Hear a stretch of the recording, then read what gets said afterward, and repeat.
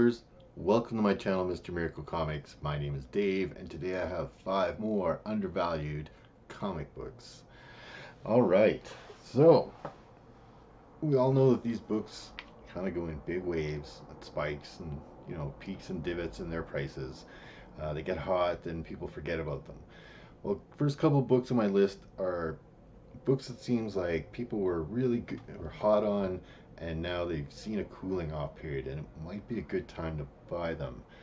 And the first one I've got is from 1997, and it is The Incredible Hulk number 449, first appearance of the Thunderbolts. All right, so this book did see a pretty hot streak for a little while. Man, it has really cooled off.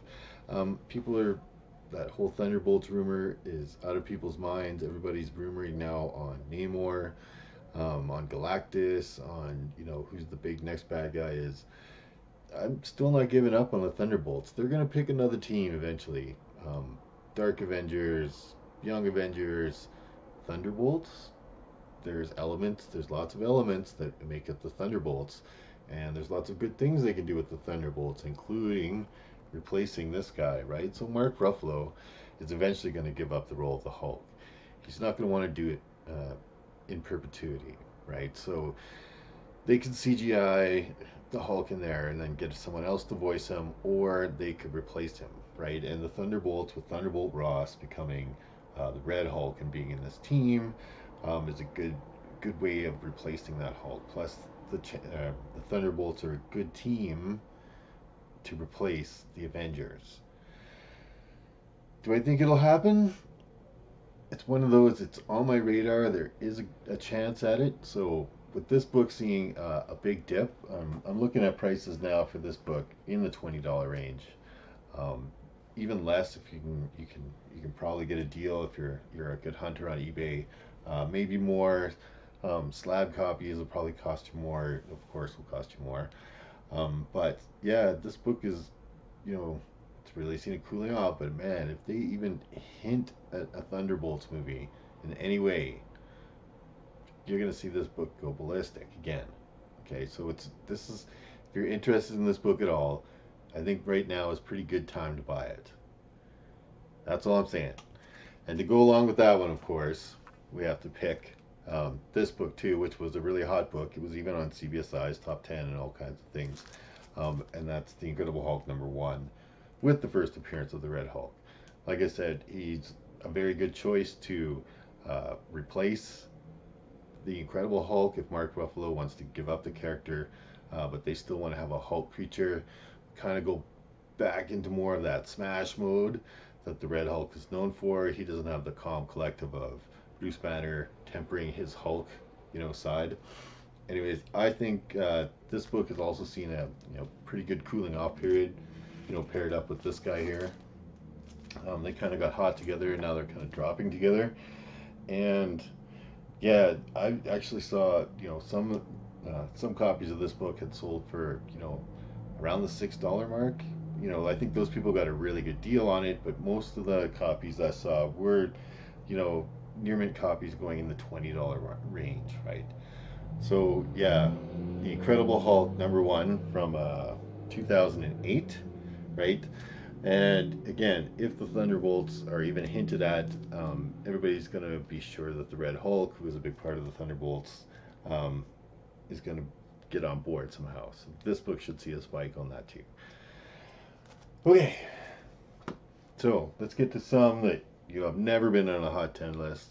We're more known for our getting underneath the radars rather than trying to pick it up. I'm just saying, I'm seeing a dip on these books right now. And if you're at all interested in Thunderbolts, or trying to speculate on what the MCU next team might be, those are 2 good picks for that kind of thing. So I am going to speculate on my next pick here, which is Captain America number 354, right? It's from 1989. And, this has the first appearance of John Walker as U.S. agent. And the reason that's important is that he, as U.S. agent, is rumored to be the villain in the Falcon and Winter Soldier um, show that's coming up, right? So could see more people are going to start knowing about this book sooner than later, right? This is a 90s book, so it wasn't a pretty good print run in 1989. They were usually in printing Captain America's in around the 250,000 print run.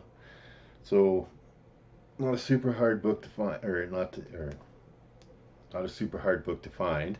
However, um, you are going to see a price spike on this as more and more is known about what's coming on to the Disney Channel, especially those DC movies with Loki and stuff. There's all kinds of little speculation and rumors and villains, rumors and all kinds of stuff coming about that Disney Channel, which I believe launches on November 12th, and they're going to launch it with The Mandalorian. I'm just so excited about The Mandalorian. Hopefully they don't Game of Thrones me on that one. All right. Anyways, this is a uh, easy pick that you can quickly find on eBay or any other place. Looking to pay between $5 to $10 maybe. If a person knows about it, this can still be found in dollar bins sometimes. This can be still found in bargain sales for comics. Flea markets are a good place to look. Check for that black cover, right? So it's going to be hard to get her in a good grade if it hasn't been, properly collected. Watching that spine for those ticks. And yeah, I think it's a pretty good spec book if you can get it for cheap or out of a dollar bin, or find a unreserved auction on eBay and get it for cheap if you can snipe one. And yeah, should see a little bit of a rise, especially like I said, getting closer to November when that channel is going to launch, and we're going to start seeing some of those Disney shows. And of course, who knows what's going to happen in August. Um, we've had some stuff again with Kevin Feige going on and talking about how all the stuff at San Diego Comic Con is not set in stone, is what he said. So it could change, and I'm there was a weird, like I said, there was a weird announcement or a weird interview question that he got just after San Diego Comic Con on his way out, and it was like, oh, you've got these 10 movies, and he was saying 11 movies. So I'm still like, is there something that's going to happen at D23, like an Amazing Spider-Man 3 announcement maybe? Who knows? Who knows what's going to happen at D23? He did say this August 23rd, their panel at D23 will change the MCU. We'll shake it up. Whatever he means by that. Like I said, Kevin Feige never lies to us. He is vague about stuff. He doesn't answer stuff, right? Just tells you straight up, I can't answer that. Stuff like that, right? But he never lies, so it's weird. He makes mistakes too, though. We'll see. D23's got me spinning, right? After what happened at San Diego Comic Con, and then they're telling us, oh, D23 is really going to shake things up, which makes sense to me, because why would you shake things up at someone else's con and then have like a blah panel at your own con, right? No, they're going to do something. They're going to do something to promote their own con. I'm sure they would love it if D23 was someday as big as San Diego Comic Con. All right, let's get back to books. So, my next pick, it is from the very, very early Bronze Age, and it is the Submariner, number 25 from 1970. Now, this book has the origin story of Atlantis.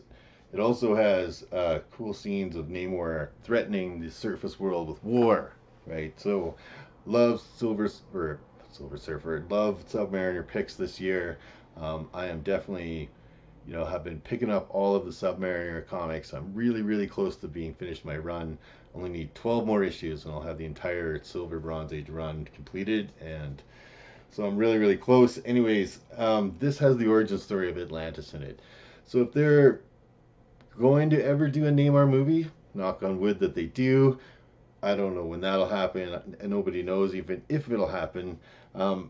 This is probably their origin story in some way of what they're going to put into the film, right? So this book is actually really undervalued. Being number 25, nobody really has given a crap about the Submariner for many, many years until recently. And this book, I found this book all over eBay for $5 to $10 range.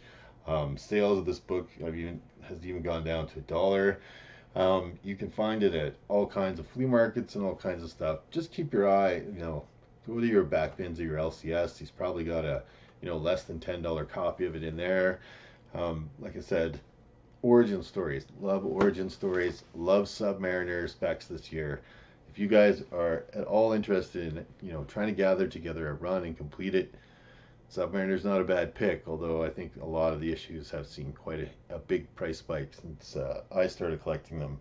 Anyways, I think it might have a good movie tie-in, especially and as well. I'm biased towards the origin stories. You guys all know that I like origin stories. But I think, this book could definitely see a spike if it ties back to any kind of MCU movie, right? Being an origin story, and especially if you can get it for $5. I mean, this is a 1970s comic. What's that? 49 years old, and you can get it for $5 in, very fine, very good, very fine condition, in that sort of range. I mean, I found this one at my LCS for $8. There's nothing wrong with it. It's a beautiful copy. There's no creases. There's no tiny little spine tick right there. But that's it. Little tiny little one here in the blue, right by the staple. But man, for $8, no problem. I just, I calculate shipping. It's going to be more than that if I buy a cheaper copy off eBay anyway. So good spec pick, I think, that has a movie tie-in, but really is totally floating under the radar at all. A lot of people have no idea what's going on in the Submariner series because, like I said, it was ignored for many, many years. For a long, long time, you could get Submariner 1 for around $50 max. Right now, that book is like ballooned. Anyway, so my next pick, I'm going to make a pick that is not movie based. What? It's true. I like picks like this to put into my collection. And my pick is The Champions #1 from 1975. Right, so there's no movie tie-in. I mean, I guess Black Widow's in it, but there's no continuity tie-in to any kind of movie. There's no rumors of a Champions movie. There's nothing like that. However, this comic is smack dab in the middle of the Bronze Age, the most collectible part of the Bronze Age. It's a #1 issue. I know there's lots of Bronze Age #1, but it's a cool team compared to a lot of other #1s that they were putting out, right? You've got a couple of the X-Men, Angel and Iceman, Black Widow, who is, their sexy girl, kick-ass, spy girl, the super strong guy, in Hercules, and their kind of magic guy, demon guy in the Ghost Rider. So that's a cool team put together, right? So values for this book, well, generally you're sitting in the $10 to $30 range for a very fine condition book, right? And again, it's from 1975, so that this book has got to be, 44 years old. Am I right? Yeah. Um, and so to see a Bronze Age book in this, this kind of conditions going for, the $10 to $30 range of a first appearance of a cool team, not just some random stuff, Godzilla or Kazar or something like that, but an actually cool team. And sorry, there's a truck going by there.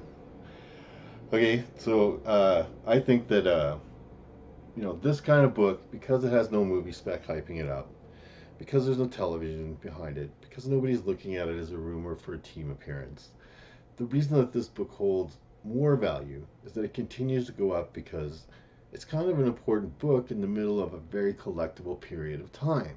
And it's a #1. And the first few issues were pretty good, and then it kind of went off the rails. And by the end, it was weird. Anyways, this book, look at this great cover that's on there too, right? Those colors and everything.